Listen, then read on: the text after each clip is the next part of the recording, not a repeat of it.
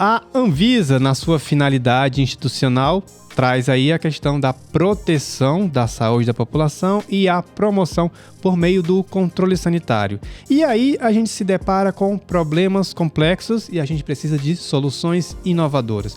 Como que equacionar tudo isso? Vem então comigo para mais este Scam. Produção, roda a vinheta.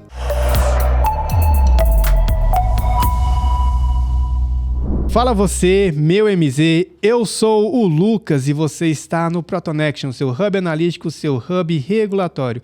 E no Scam de hoje eu tenho o prazer de conversar com o meu convidado. Fala, seu Henrique, tudo jóia contigo? O microfone aqui atrapalhando um pouco, mas seja muito bem-vindo aqui ao Scam para a gente poder conversar aí sobre esse universo regulatório, você que tem uma bagagem fenomenal nessa área. Então, assim, melhor do que eu quero que você se apresente. Então, quem é o Henrique? De onde que o Henrique está vindo? Como que ele veio parar aqui no Scam?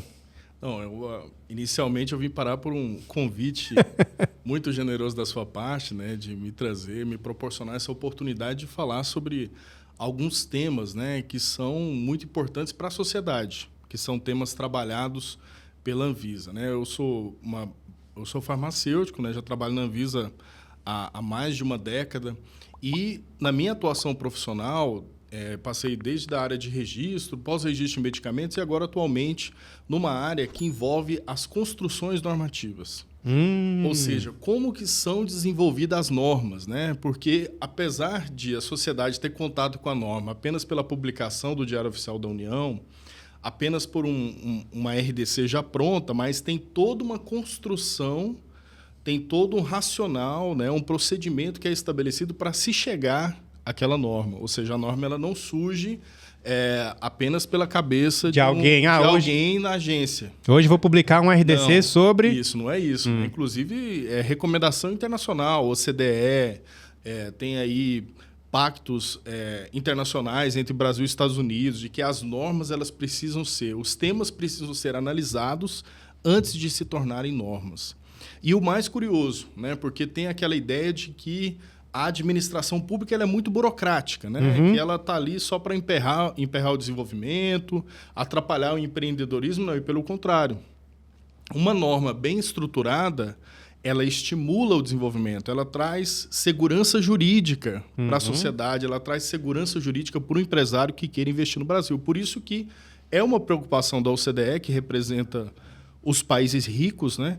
E é uma preocupação também dos Estados Unidos, que é uma das maiores potências mundiais, né? Ou seja, qual é a preocupação? Eu vou investir no Brasil, mas para eu investir no Brasil, eu quero ter garantia de segurança jurídica. Eu quero saber quais são as regras do jogo para eu colocar meu time em campo, porque eu tenho uma seleção. Correto. Eu não vou colocar uma seleção para jogar num campinho de terra. Então, eu preciso ter uma estrutura, né? E essa estrutura que dá garantia para que as empresas possam investir no Brasil, para que o investidor possa investir nas indústrias, isso vem através de ter normas bem estruturadas, né? E é isso que eu quero passar aqui nesse podcast, aproveitando essa grata oportunidade que você me proporcionou. É isso aí, a gente vai conversar muito sobre essa área de regulação, análise de impacto regulatório, do resultado regulatório, sandbox, que é um assunto que cada vez mais vem ganhando aí uma certa atenção para a gente ir conversando. Então, assim, você comentou da sua formação, você é farmacêutico e tem essa sua carreira já consolidada na Anvisa, então não tinha ninguém melhor do que você mesmo para trazer todo esse conhecimento, todo esse racional. E já que você falou da questão da norma, que ela não nasce da cabeça de alguém, mas que ela é construída a partir de uma discussão, então, assim, já traçando uma panorâmica do problema regulatório até a norma em si, você que está agora diretamente envolvido nisso, como que se desenrola isso? Como é que se detecta o que é um problema regulatório, traz na prática o que seria um problema regulatório e desse problema regulatório as consequências até se chegar a uma norma? Como é que isso funciona? Só para você que está do outro lado entender como é que nasce. Isso aí é o que a gente chama de ciclo regulatório. Existe um ciclo. Esse ciclo regulatório, ele lembra aquele famoso ciclo PDCA. Né, que vem da administração, ou seja, você planeja, você executa e você checa, e se tiver a necessidade, você altera. Se a gente for pensar, a regularização dos produtos sob vigilância sanitária também segue esse ciclo. Porque, por exemplo, você registra um medicamento, esse medicamento vai para o mercado, você monitora ele através da farmacovigilância e, eventualmente, se tiver a necessidade de modificar, de incluir um evento adverso, de retirar um evento adverso, uma nova indicação, aí tendo os dados de mundo real, você pode fazer essa alteração. Com as normas, é a mesma coisa, é uma construção viva, é um ciclo regulatório. Esse ciclo regulatório, ele começa por o que a gente chama de agenda regulatória. Existe uma agenda. Esse é um ponto fundamental que aqueles que nos assistem precisam captar como uma informação importante. Porque, por exemplo, eu sou lá um profissional que trabalho com metodologia analítica. Certo. Então, eu tenho todo um expertise sobre metodologia analítica, eu quero me aperfeiçoar cada vez na minha área e, além de me aperfeiçoar cada vez na minha área, eu quero também me antecipar sobre os novos cenários que podem ocorrer. E o melhor local para que esse profissional possa se antecipar é através da agenda regulatória. A agenda regulatória da Anvisa ela tem uma vigência de 2 anos. Então, atualmente, estamos sob a vigência da agenda regulatória de 2024 e 2025. E essa agenda ela é separada por temas. Então, você tem lá os temas de medicamentos, os temas de dispositivos médicos, os temas de cosméticos e qualquer outro. As mais diversas áreas onde a agência atua. Isso, onde a agência atua. Então, se eu, por exemplo, tenho uma norma de validação analítica, se eu for lá na agenda regulatória, eu vou ver que tem lá um tema sobre validação analítica. Então, significa o quê? Que dentro desse período de 2024 a 2025, a agência vai estudar uma revisão dessa norma. Aí, a partir do momento que está na agenda, as áreas técnicas elas começam a se movimentar para atingir aquele problema regulatório que foi identificado. Esse problema regulatório ele pode ser das diversas tipos. Por exemplo, nós temos um caso aí da bula digital. Certo. Que é um caso que despertou muita atenção para a sociedade. Então, teve uma lei que foi aprovada pelo Congresso Nacional que permitiu com que se incluísse um QR Code na embalagem dos medicamentos e que se pudesse disponibilizar a bula digital. Mas aí... vamos pensar, uma coisa simples, é um QR Code. Sim, uma coisa simples. E isso é um problema regulatório. Já começa por aí. Legal. Você tem o quê? Você tem uma lei que disse o quê? Que pode incluir, que pode ter bula digital. Mas essa mesma lei colocou lá um parágrafo e falou o seguinte: a Anvisa tem que dizer quais são os tipos de medicamentos que podem ter bula digital. Então, jogou a bola para quem? Para o órgão regulador. A partir disso, os técnicos têm que analisar para poder decidir sobre a melhor forma de tratar esse tema. Então, a partir daí, você tem toda uma discussão. E aí, nós tivemos a publicação no ano passado de uma RDC que trata sobre a bula digital, permitindo, por exemplo, com que aqueles medicamentos que a gente vai comprar na drogaria, você chega lá para comprar aquele cartelado. Certo. Eu ia citar um nome aqui, mas eu não vou citar, porque os caras não vão te pagar o merchan, né? Justamente. Você já está antenado, então, é isso mesmo. Não vou citar, mas aí você tem lá um medicamento que é para dor de cabeça. Não vou citar o nome. Certo. E aí ele vem lá com 2 comprimidos, 2 cápsulas, sei lá. Ou então um antigripal. Esses produtos é o que a gente chama de produtos que estão em embalagens múltiplas. Então, esses aí nesses aí é facultado à empresa extinguir a bula em papel e usar somente a digital. Então, isso foi a partir de uma construção normativa. Aí, esse caso já me dá o gancho para trazer mais um outro detalhe dentro desse ciclo regulatório. Como essa norma que regulamentou esse tema é uma norma que ela foi instituída como um projeto piloto da bula digital, inclusive com prazo de finalização da vigência da norma, da validade da norma, qual que é a ideia, né?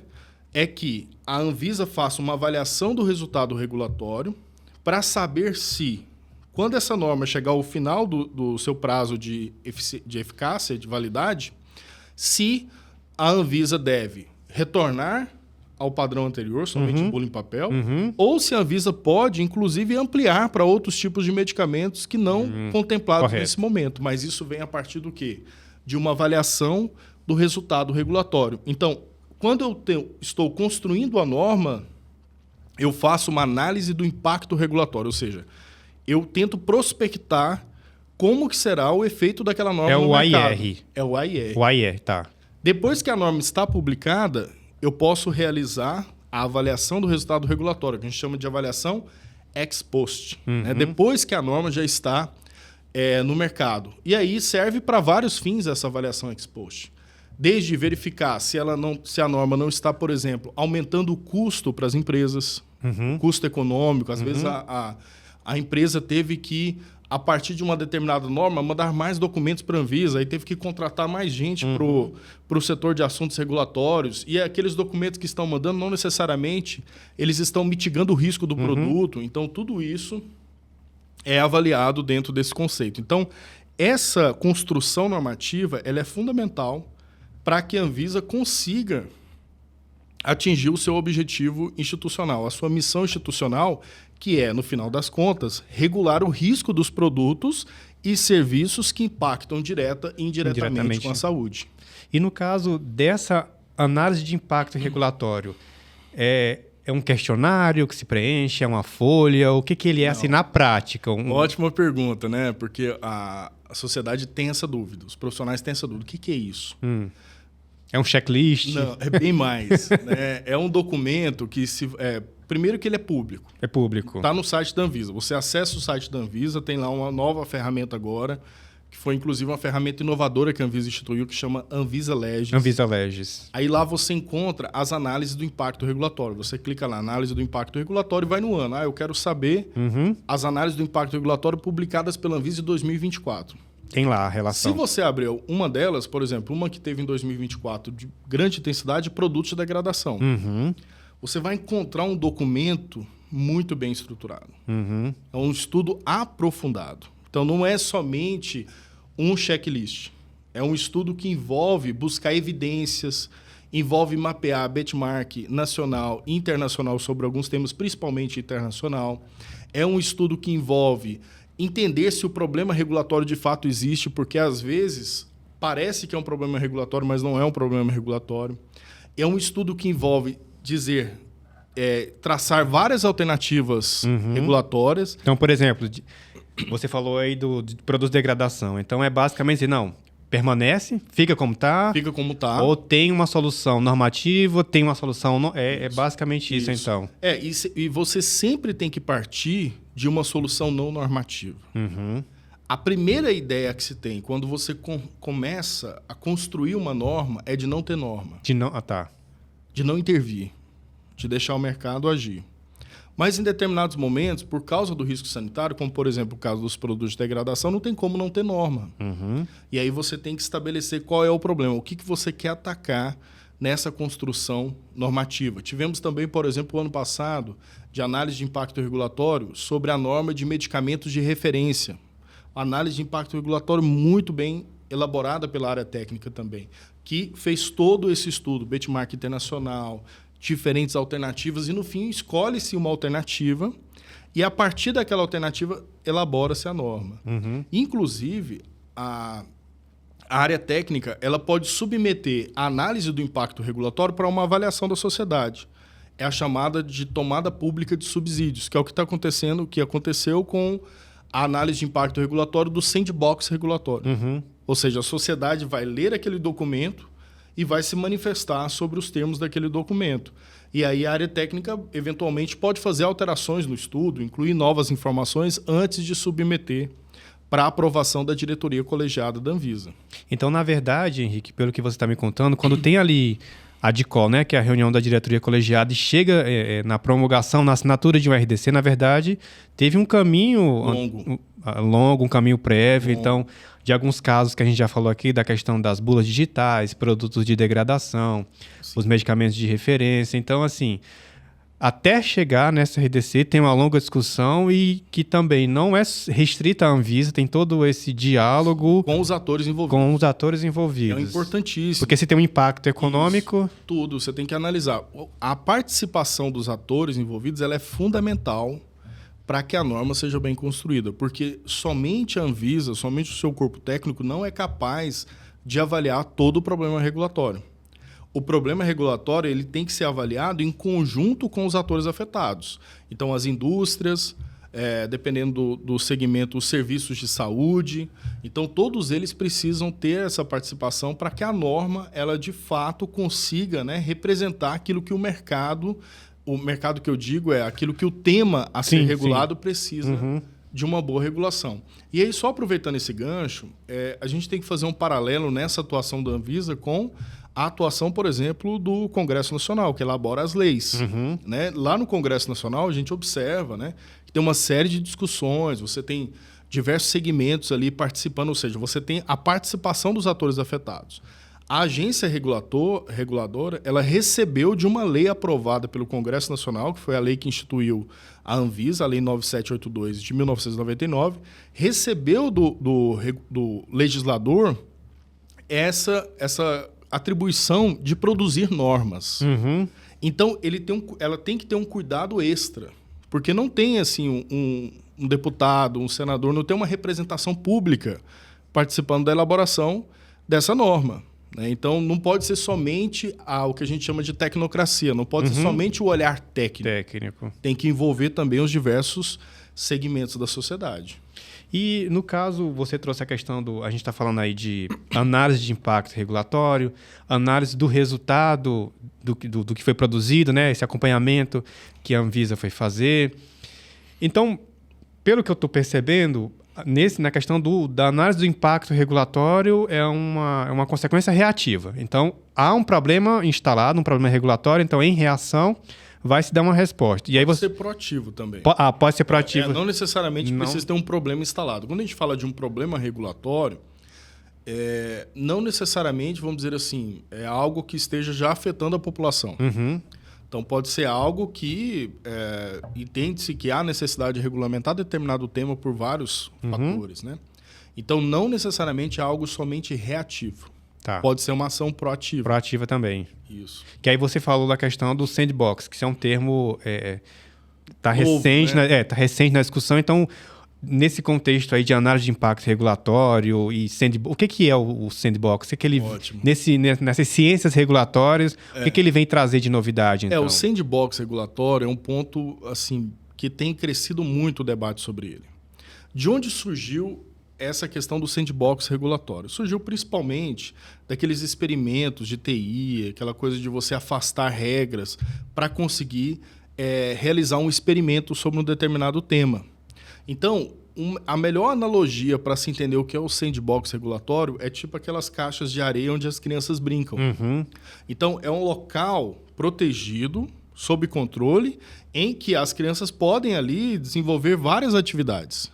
O sandbox é a mesma coisa. Você afasta regras, cria um ambiente controlado e aí você permite com que algumas empresas atuem fora das regras tradicionais porque elas têm um produto inovador, um produto que ainda não se enquadra diretamente nas regras. Elas vamos lá, é temporário, né? Temporário. Temporariamente, isso. Elas atuam fora da regra, mas tem um arcabouço jurídico. Tem um arcabouço que dá respaldo para essa atuação do órgão regulador e para a empresa também. Tá, seria aquela coisa, a empresa quer inovar, mas para ela inovar dentro do arcabouço jurídico existente, ela não consegue. Só que ela precisa inovar. Isso. E por outro lado também o regulador que quer essa inovação mais... Ele não pode também impedir inovação. Então, é uma segurança para ambas as partes. Para quem quer inovar e para quem regula aquela inovação. A Anvisa, ela ainda está iniciando nesse tema. Ainda não tem uma RDC que trata sobre o sandbox regulatório. O que a gente tem até o momento é um estudo que foi realizado de análise do impacto regulatório de um sandbox regulatório. Ele foi submetido para avaliação da sociedade por uma tomada pública de subsídios, né? E agora essas contribuições foram avaliadas e vai sair o resultado final dessa análise do impacto regulatório. Aí, só para o público entender, depois que tiver essa análise do impacto regulatório finalizada, aí submete-se à diretoria colegiada da Anvisa, a diretoria tem que aprovar a análise. Ela aprovando a análise, aí sim começa todas aquelas etapas de construção normativa, consulta pública, né? Mas algumas agências reguladoras já têm sandbox regulatório. Por exemplo, a ANTT, Agência Nacional de Transporte Terrestre, ela já tem uma norma. A ANS, a Agência Nacional de Saúde Suplementar, também já tem uma norma de sandbox regulatório. E aí eu trago um exemplo da ANTT. Né? Todos nós aqui, quem está nos assistindo, certamente já passou por um pedágio. Né? Quem faz uma viagem, por exemplo, eu faço muito aqui esse caminho Goiânia-Brasília, tem 2 pedágios. E você tem os guichês de atendimento. né? Se você não tem aquele adesivinho do sem parar, você tem que ir para a fila, esperar o seu momento de atendimento e fazer o pagamento tradicional. Dinheiro, cartão, enfim. Aí a NTT permitiu com que algumas praças de pedágio tivesse um sandbox regulatório. Como que foi esse sandbox regulatório? Ela criou o que se chama de free flow. Ou seja, você chega na praça de pedágio, você não precisa parar. Você passa e aí você tem um tempo para fazer o pagamento do pedágio. Através de um aplicativo, você acessa e faz o pagamento. Se você não pagar, aí, como foi filmado, né, a sua passagem ali, você vai receber uma multa. Então, isso é uma forma de sandbox regulatório. Você extinguiu as praças de pedágio, mas continua tendo o local do pedágio, mas não tem atendimento. E aí fica nessa relação de confiança. Aí, lógico que estão avaliando se isso, de fato, pode se tornar regra, né? Se todos os pedágios podem ser dessa forma. E aí, por exemplo, aí eles começam a avaliar e perceberam que muita gente esquece de pagar. E aí é multado, né? Porque você tem um prazo para pagar e pode ser que no caminho, no destino, acontece uma série de coisas com a pessoa, ela esquece de pagar. Então, esse é um exemplo típico do sandbox regulatório, né? Então, é um tema importantíssimo, é um tema novo ainda no Brasil.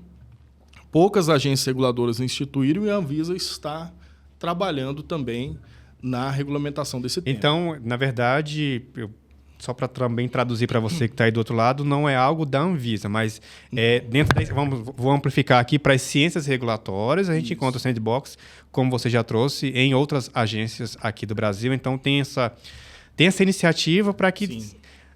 eu vou falar assim, celeridade, mas assim, com segurança jurídica, com esse respaldo, pelo exemplo que você trouxe, eu tenho esse serviço inovador e ele está fora do que eu conheço do arcabouço jurídico, mas eu quero atuar e eu preciso atuar porque isso é uma solução que vai trazer um benefício para uma população. Então, como que eu atuo?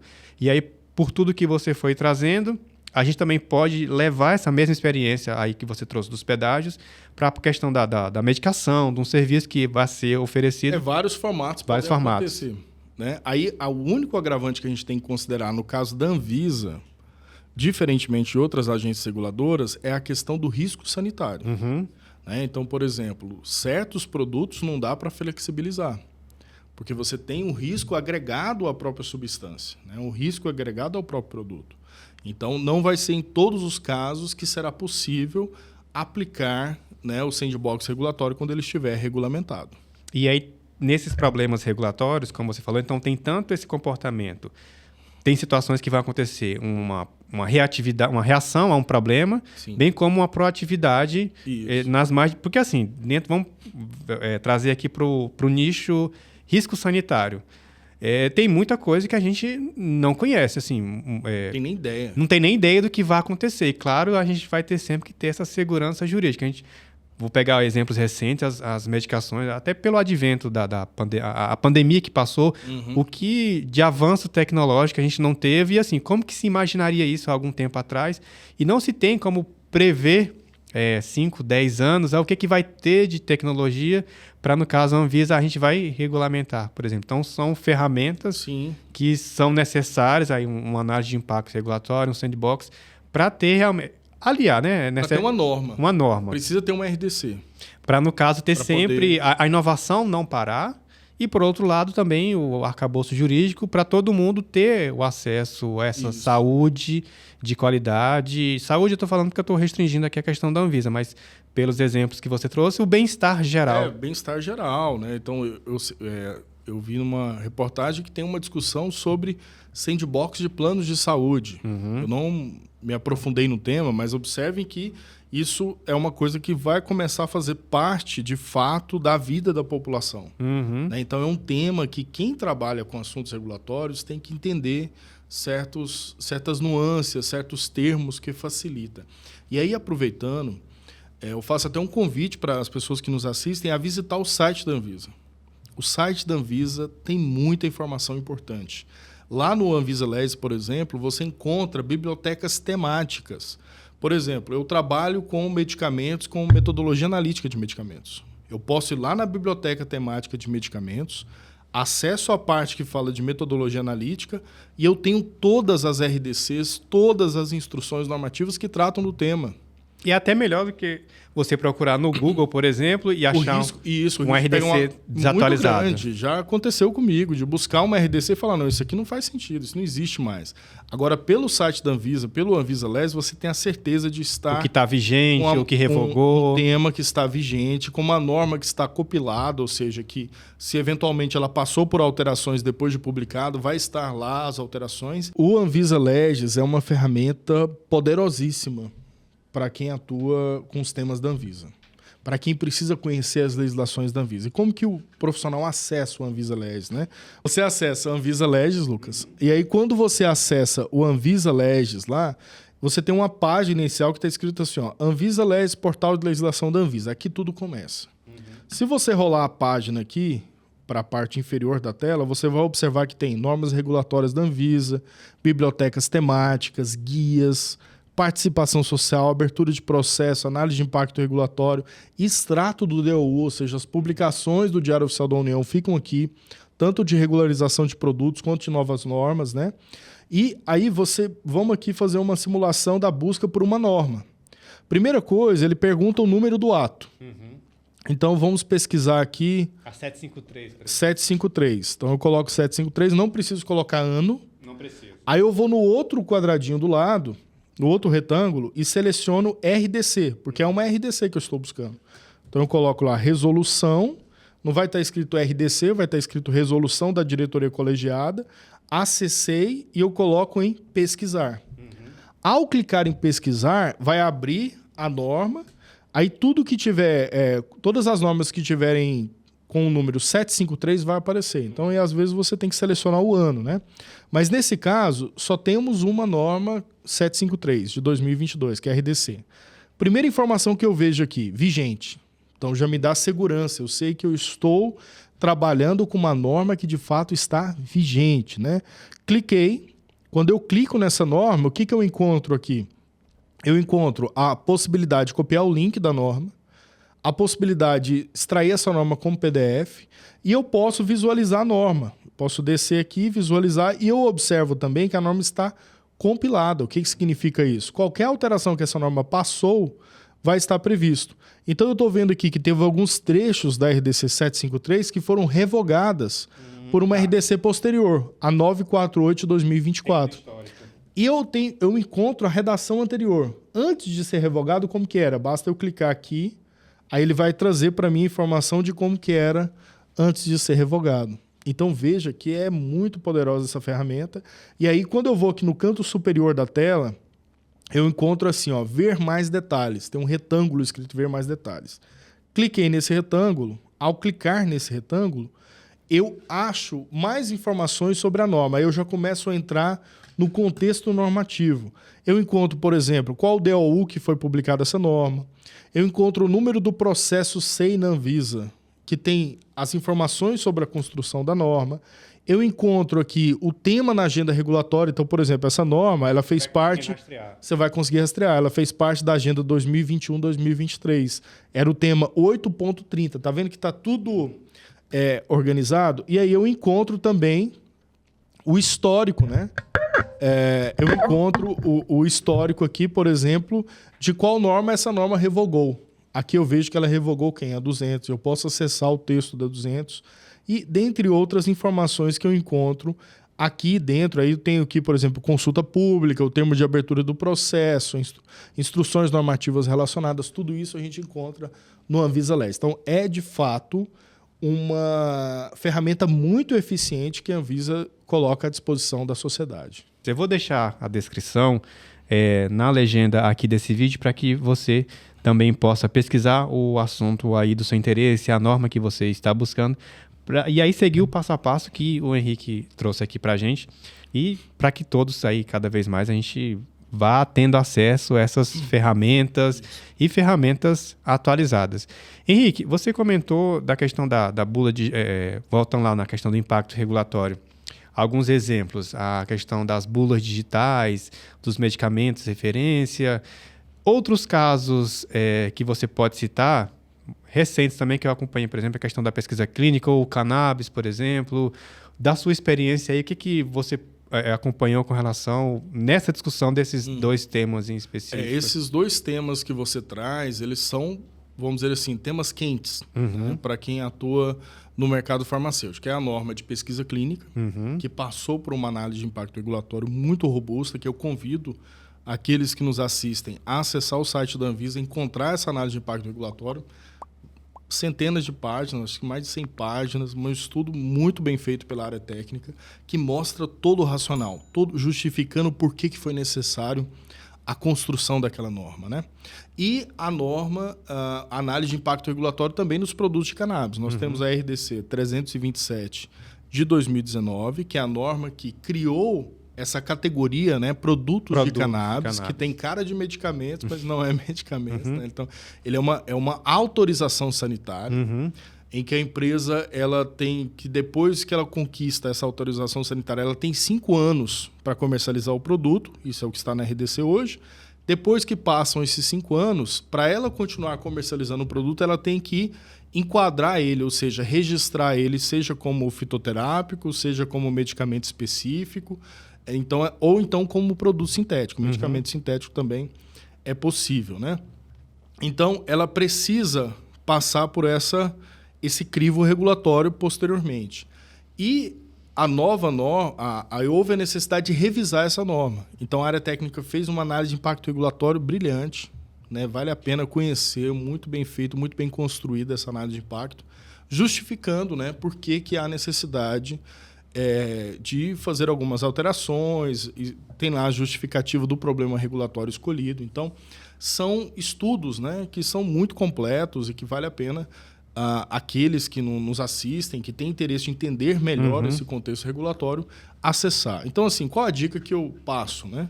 Eu acho que primeiro, você precisa saber o profissional precisa saber quais são as normas que impactam no dia a dia do trabalho dele. Certo. Então, se eu sou lá da validação analítica, quais são as normas que eu preciso seguir? Identificou essas normas, acessa o Anvisa LES e faz um estudo aprofundado da construção dessa norma. Porque, normalmente, não vai ter tantas normas para uma determinada área, sei lá, 4 ou 5 normas. Então, dá para fazer um estudo e entender melhor esse contexto regulatório. Vai abrir o mundo. Né? Porque aí o profissional começa a entender melhor e começa a perceber que por trás de cada norma da Anvisa tem uma gestão do risco. Porque a Anvisa é uma agência reguladora do risco sanitário. E as normas elas servem justamente para isso, né? Para que você consiga manter, né, o balanço benefício-risco, né, dos produtos ou dos serviços. Né? Sobre toda essa temática aí. E, ok, estou acompanhando aí tudo que você vem falando com relação a esses temas, da análise do impacto regulatório, sandbox, e o que você enxerga como desafios, no geral, tá? Até mesmo em termos da normativa em si, construção ou aceitação do público, o que você, como regulador do outro lado, vem enxergando, vem acompanhando como desafios, ou até mesmo nas discussões onde você se envolve aí como professor, ou nos cursos que você vai dando, o que você encontra de desafios nessa jornada regulatória? A questão de... É até pesado a gente falar em imposição de uma norma, mas assim, na construção de todo esse quadro regulatório, o que você pode elencar aí de desafios nesse contexto como um todo? Esses desafios aí a gente pode pensar da aplicação da norma, ou seja, aí seria já avaliando o desafio por parte de quem está sendo regulado e também o desafio por parte do órgão regulador que elabora a norma. Primeiramente, o desafio por parte do órgão regulador que elabora a norma é você ter quantitativo, né, de pessoal para fazer esse trabalho, porque não é um trabalho simples, né? Necessita de uma mão de obra muito especializada para conseguir fazer esse trabalho. Só que esse mesmo grupo é o grupo que vai, por exemplo, registrar um produto, que vai fazer uma inspeção de certificação de boas práticas de fabricação. Então, esse é um ponto internamente de dificuldade. Externamente, é o ponto de vista de o órgão do setor regulado participar mais da construção das normas, participar mais das consultas públicas, utilizar mais as ferramentas de transparência social que a Anvisa utiliza, porque o pessoal reclama das normas da Anvisa, Mas quando eles reclamam das normas da Anvisa para a gente fala, e vocês, quando essa norma foi construída, você participou da consulta pública? Então, é importante que a sociedade, que o setor regulado, as empresas entendam que eles são agentes importantes na construção da norma e que eles podem participar das diversas etapas da norma, desde a análise do impacto regulatório até a consulta pública lá da minuta da RDC, que será submetida. Cada palavra, né? Cada vírgula para poder intervir. Isso, ele pode intervir. Quando tem uma consulta pública, por exemplo, a sociedade pode questionar qualquer artigo. Um conceito, ela pode, mas aí tem que apresentar o quê? Evidências, né? Não é somente uma questão de opinião. Eu concordo ou eu discordo com esse artigo. Não é isso. É trazer informações embasadas, né, cientificamente, que justifique, né, determinado tipo de alteração ou determinada nova linha ali. Pode ser também que na consulta pública o setor traga para a Anvisa um olhar que a Anvisa ainda não conseguiu ter. Porque muitas vezes quem entende mais daquele tema é o agente afetado. Sim. Então, esse é o que eu considero o maior desafio. Acho que é uma questão de mudança de cultura, né? A Anvisa estimula, né? Nós temos aí, quando os assuntos são assuntos de grande repercussão, a Anvisa realiza, por exemplo, audiências públicas, né? Que é um espaço que a sociedade pode ir e tem até direito de fala, né? Então, em vários momentos, a sociedade pode se manifestar. Inclusive, quando a norma vai ser votada na diretoria colegiada da Anvisa, a sociedade pode pedir a palavra e falar o que ela pensa sobre aquela norma. Isso aconteceu muito, por exemplo, na norma de bula digital. As pessoas foram, falaram, né, a impressão que elas tinham daquele tema, né?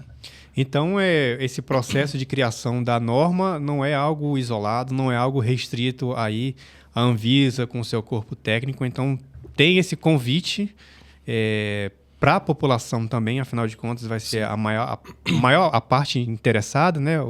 O ator mais interessado em todo esse processo, que é realmente quem vai ter acesso ali a esse produto, a esse serviço. Então, se ele não fizer ser representado pela sua voz, por aquilo que ele quer defender, então acaba que dá essa sensação de imposição. Você comentou de algumas consultas públicas, eu posso citar algumas recentes que eu participei, como, por exemplo, na de nitrosaminas. Então, assim, onde a gente foi discutindo a questão de parágrafo a parágrafo, ponto a ponto, às vezes até questão... Trazendo evidências. E trazendo evidências. Não é somente questionar por questionar. Isso, olha, então foi visto que na legislação em determinado país eles fazem assim, assado, então vamos embasar. Aí qual era a discussão? Ok, se você está sugerindo a alteração, mas traga o embasamento. Então, assim, vai seguir nesse formato por conta dessas condições, porque nessas condições viu-se que isso. E o mesmo aí, a gente pode falar da questão agora a nova RDC tratando da questão de produtos de degradação. Um outro tema que nós tivemos que foi bastante emblemático em termos de estimular a participação social foi a questão dos dispositivos eletrônicos para fumar. Os DFs, né? Os DFs, ou seja, a gente teve várias manifestações, inclusive teve análise de impacto regulatório. Tudo, passou por todas as análises, né? Teve até uma análise, uma avaliação do resultado regulatório, porque esse tema, já havia essa proibição. Então, fez uma avaliação para saber se mantinha a proibição. E essa avaliação do resultado regulatório sinalizou, com as evidências que lá tinham, a sugestão para a diretoria colegiada da Anvisa que mantivesse a proibição. E aí a sociedade ela pôde se manifestar. Então, se a gente puxar lá, lembrando que as reuniões da diretoria colegiada da Anvisa são todas gravadas, públicas, ou seja, a transparência total. Se a gente buscar lá a reunião que decidiu pela continuidade da proibição dos dispositivos eletrônicos para fumar, a gente vai encontrar a participação social. A gente vai ver lá que a sociedade mandou vídeos, por que considerava importante liberar, por exemplo, porque considerava importante proibir.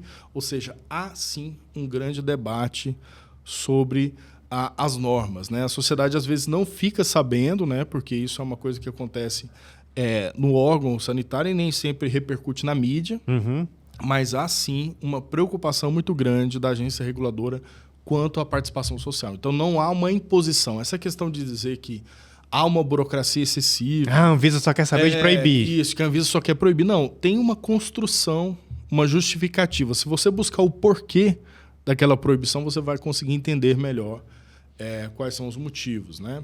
Então, assim, eu não estou aqui fazendo defesa, dizendo se deve ou não proibir dispositivo eletrônico para fumar. Não estou entrando nesse debate. O que eu estou trazendo é como que se deu essa construção normativa. Né? E foi até legal você pontuar isso, vou fazer uma parada. Na verdade, eu estou entrevistando aqui o Henrique, pessoa física, tá? Ele não está aqui em nome da Anvisa, tá? Ele é servidor de carreira, mas aqui ele não está representando a casa em si. A gente está discutindo a partir de documentos que são públicos. Então, são informações que, como ele mesmo vem falando aqui, você pode consultar. Então, não tem nada sigiloso e são opiniões que dizem respeito... Esse disclaimer é fundamental, né? Só diz respeito a ele. Dá liberdade para falar, porque eu falo aqui na condição de farmacêutico, na condição de professor, né? De quem estuda o tema. Né? Além de trabalhar na agência reguladora, eu estudo o tema, eu me aprofundo nesse tema, vamos dizer assim, das ciências regulatórias, da análise dessas políticas públicas, né? Se podemos definir assim. Então, é desse ponto de vista que eu faço as minhas considerações. Né? Você falou que já tem uma década redonda de Anvisa ou ainda vai... 11 anos. 11 anos. De quando você entrou na Anvisa até hoje, como que foi essa questão da adaptação? Que esse tema, vou voltar à questão do análise do impacto regulatório. Institucionalizado mesmo, ele é recente, esse tema. Não, ele já existe há bastante tempo na Anvisa. A Anvisa foi pioneira na realização da análise do impacto regulatório no Brasil. Só que ela só se tornou obrigatória a partir de um decreto. É isso que eu queria saber. Um decreto federal. Então ela sempre existiu na Anvisa. Sempre existiu, o decreto 3.411. Então, a partir desse decreto, que, salvo engano, é de 2020 ou 2021, não tenho agora de memória, a partir desse momento passou a ser obrigatório para que os temas de grande relevância, com grande impacto na sociedade, eles tivessem que passar por análise de impacto regulatório. Mas isso não é somente para a Anvisa, não. Todas as agências... Isso vale para qualquer tema que você for, não somente para a agência, para o Ministério também. Por exemplo, o MAPA, Ministério da Agricultura, Pecuária e Abastecimento. Ele regulariza, por exemplo, os medicamentos de uso veterinário. Aqueles produtos lá, se for algo de grande repercussão que está sendo regulado, tem que passar por uma análise de impacto regulatório. E aí, aproveitando, esse mesmo decreto que determina a obrigatoriedade, ele também traz algumas flexibilizações. Ele coloca, por exemplo, se o órgão regulador está diante de uma situação de urgência, como nós tivemos, por exemplo, durante a pandemia, não há necessidade... Aí dispensa. Pode dispensar a análise do impacto regulatório. Então, existe, por exemplo, casos de convergência internacional, que é o que acontece muito na Anvisa, né? Porque a Anvisa faz parte de grandes comitês internacionais, como, por exemplo, o ICH. Então, foi algo que já foi debatido lá no ICH, entre diversas frentes, com participação de indústria e tudo mais. Quando vai internalizar aqui no Brasil, na forma de RDC, não há necessidade de passar por uma análise do impacto regulatório. Uma duplicidade, vamos pensar. Uma duplicidade de análise. Então, o decreto ele tem essa inteligência. E um outro ponto importante desse decreto, ele estabeleceu como que tem que ser o estudo.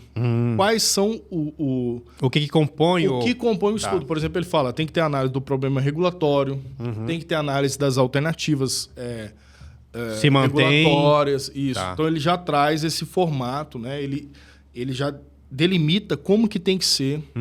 E vai discutindo ponto a ponto. Então, isso. Eu vejo como, na verdade...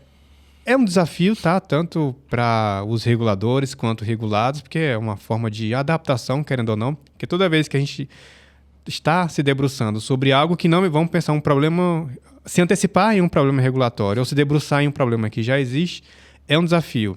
Porque assim, as soluções que serão oferecidas, como que elas vão impactar, quais os custos envolvidos. E quando eu falo custos, não só financeiros, mas assim... a própria saúde em si, de vidas em si, exemplos recentes, como a gente comentou, a questão da aprovação das vacinas, enfim, tem toda nessas ciências regulatórias, tem muita coisa envolvida que quando chega realmente ali na assinatura daquela RDC, na edição, na promulgação daquela RDC, muita história aconteceu, tem muita responsabilidade envolvida. É uma responsabilidade que eu vejo que ela é compartilhada e ela precisa ser compartilhada, porque não é o regulador que simplesmente está dizendo o que pode, o que não pode, o que proíbe, o que não proíbe, mas é uma sociedade que é convidada a fazer parte em todo aquele processo, afinal de contas... Às vezes tem GT, né? Grupos de trabalho, né? Os entes regulados, por exemplo, a construção da norma de rotulagem de medicamentos. Essa construção, salvo engano, foram 10 anos de discussão na agência reguladora. E, além disso, ela teve um GT que foi composto para discutir como que seria a norma. Esse GT envolvia representantes das diversas associações de indústria farmacêutica. Aí você tinha os representantes das multinacionais, que são mais envolvidos com produtos novos, né, que passam por pesquisas clínicas. E tinha também o representante da parte dos medicamentos isentos de prescrição. Então, você trouxe os diversos olhares para essa construção normativa. Então, há sim essa preocupação e cada vez mais o setor regulado também se organiza para poder fazer parte desses grupos. Henrique, em termos de mecanismos, que você já falou aqui diversos, que eu fui captando, a questão dos GTs, grupos de trabalho, as consultas públicas, as tomadas públicas. Formas, né, de participação social. São formas de participação social. Webinars. Que são possíveis, então, para a população também se fazer parte. Audiência pública. Audiência pública. Isso. São todos mecanismos já previstos. Previstos e de participação social. Esse é que é o ponto, né? Então, a agência tem essa preocupação e tem isso já institucionalizado, tem isso já regulamentado. Inclusive, é uma determinação de decretos superiores, ou seja, algo que está além dos muros da Anvisa, né? A Anvisa, nesse caso, ela internaliza determinações que são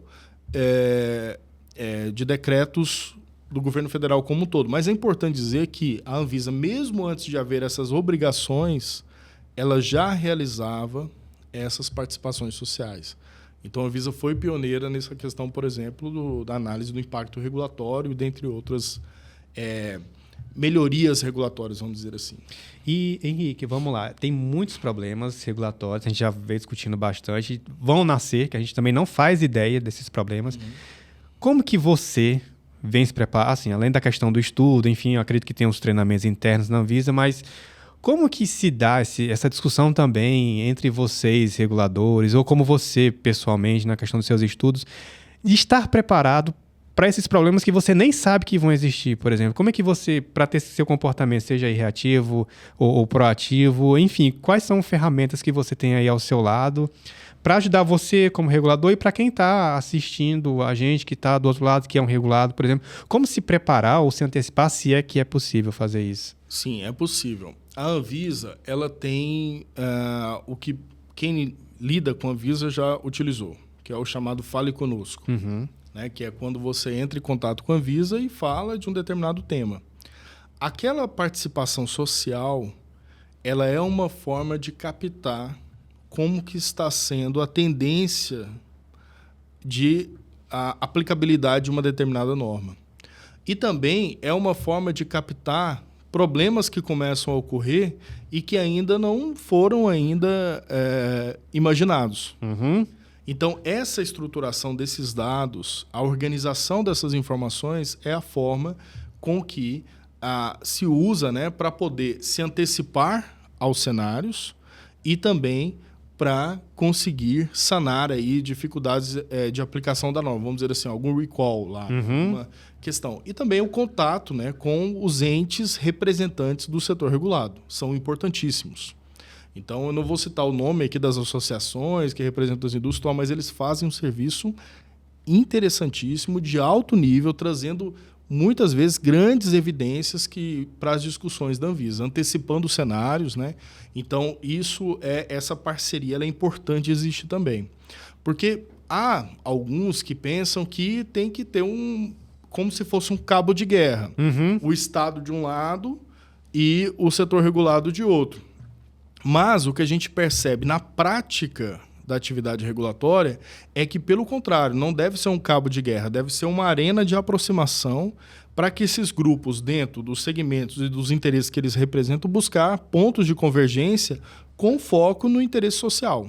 Então, eu tenho que produzir um produto não somente para gerar o lucro, mas eu tenho que produzir um produto que traga um ganho para a sociedade, né? Então, por exemplo, os medicamentos. A gente sabe que muitas vezes a Anvisa tem normas de priorização de análise de registro de medicamentos. Então, as empresas que utilizam essa priorização de análise têm a determinação de comercializar esse produto, porque houve um esforço do Estado para com que aquele registro fosse publicado com mais rapidez. Uma celeridade ali, né? O chamado fast track. Mas aí a contrapartida é o quê? O acesso, é garantir com que a população tenha acesso àqueles produtos, né? Então, esse é um ponto muito significativo aí dessa relação que deve existir com todos os envolvidos. As partes, né? E na questão já que você comentou dessa celeridade nesses processos, e com relação às normas em si, dentro de todos esses instrumentos que a gente vem discutindo aqui, conversando, análise de impacto regulatório, do resultado regulatório, a questão do sandbox, enfim, os problemas eles estão existindo, eles aparecem, como que também tem sido essa dinamicidade, vou falar assim, mesmo da Anvisa, você comentou, né, do Fale Conosco, em organizar tudo isso e ter resultados. Tem a questão da agenda em si para nortear,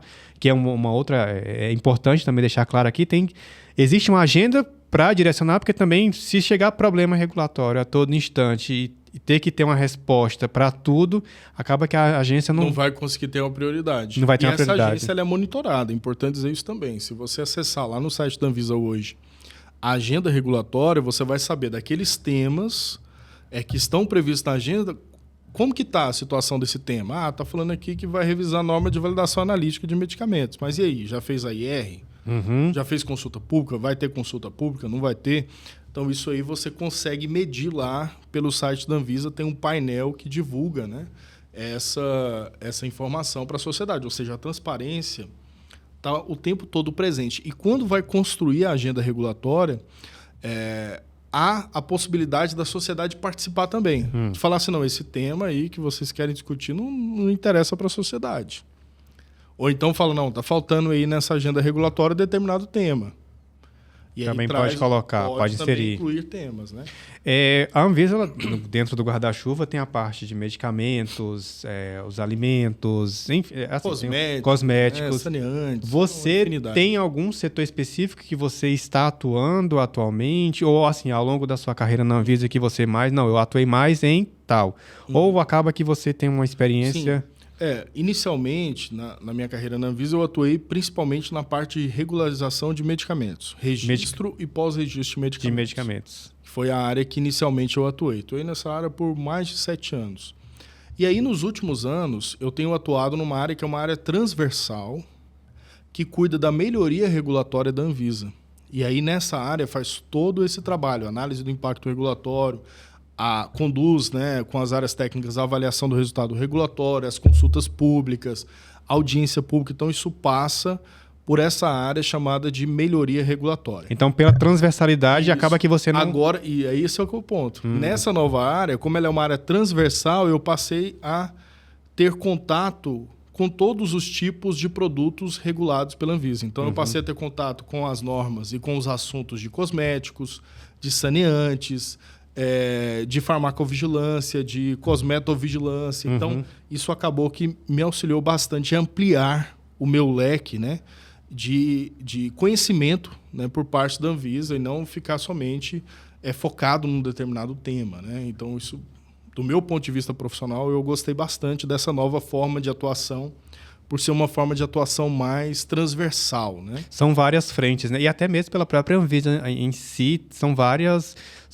temas. É imenso, né? Para atuar. Se a gente for comparar a Anvisa com outras agências reguladoras, então, por exemplo, eu não quero desmerecer nem o trabalho de nenhuma agência reguladora, mas, por exemplo, a Ancine, ela tem um foco muito específico. Vamos pensar, a ANP, petróleo, gás, muito específico, né? A ANS...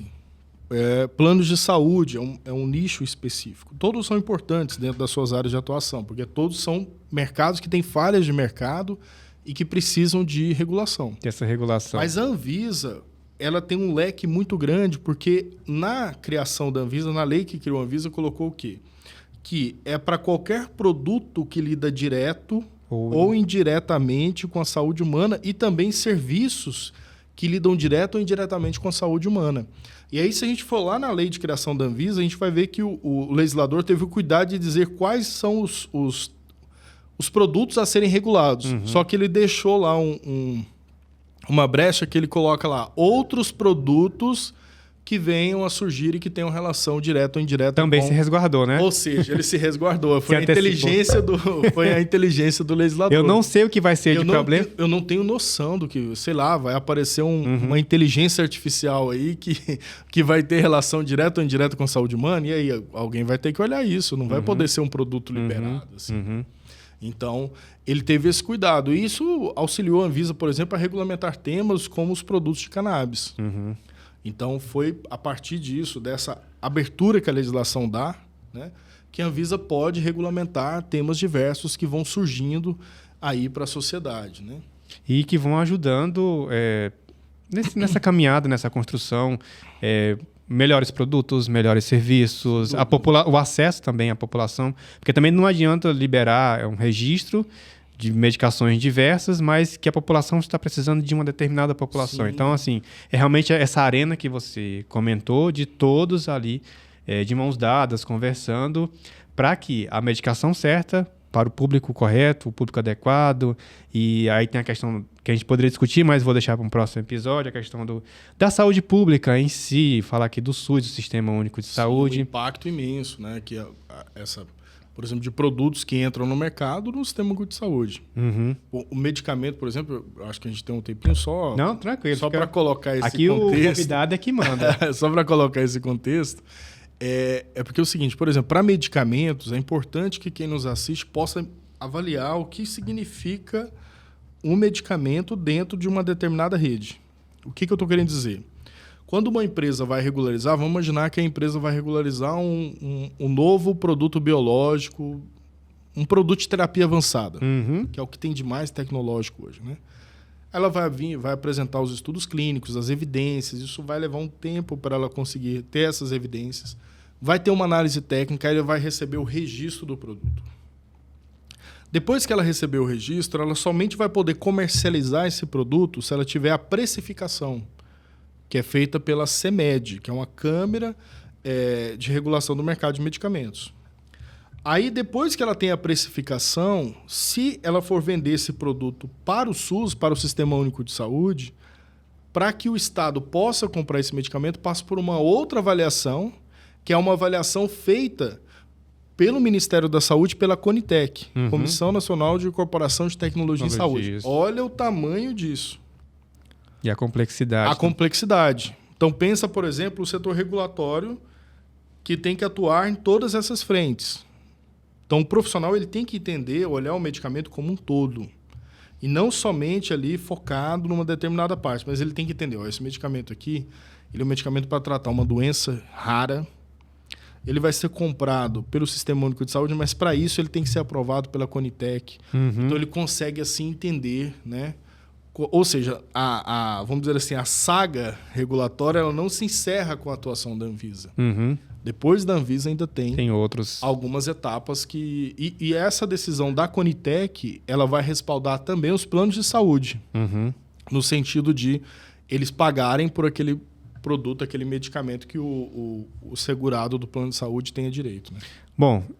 Tá uma conversa muito boa, tá uma conversa muito agradável. Assim, tem diversos temas que a gente poderia tratar aqui dentro dessas ciências regulatórias, mas tem um fim aqui o episódio. Henrique, eu só quero realmente agradecer a sua presença, a disponibilidade que você tem, já lá desde o início, quando a gente se encontrou, ter aceitado aqui o convite, para a gente poder gravar esse episódio e levar conhecimento para você que está aí do outro lado. Poder entender um pouco mais como que se dá esse processo do nascimento de uma norma, como que é o regulador, quais são as complexidades que ele envolve e as soluções inovadoras.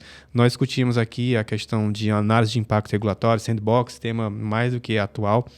Só tenho realmente a agradecer pela sua presença. Vou deixar um espaço aqui também para você trazer seu agradecimento, divulgar onde que eu posso te encontrar aí nas redes sociais. Fica à vontade. Ótimo, Lucas. Não, eu quero inicialmente agradecer pela oportunidade, né?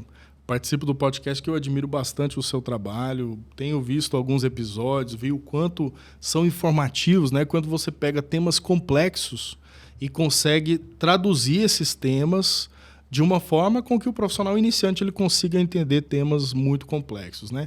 E eu tenho, dentro da minha atuação profissional, essa vontade também de traduzir algumas coisas que eu vivencio na minha realidade profissional, que eu entendo que são importantes para a sociedade e que às vezes a sociedade não entende bem por ter somente essa visão focada muito na burocracia.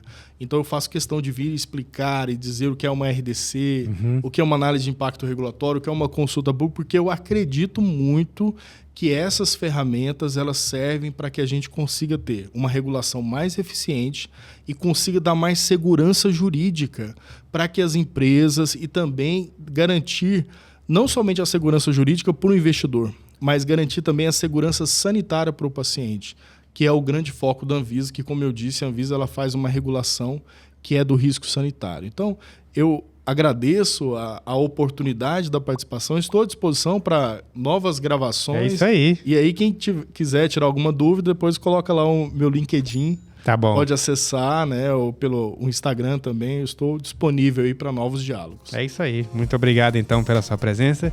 E esse foi mais um Scan. Abraço. Protonado.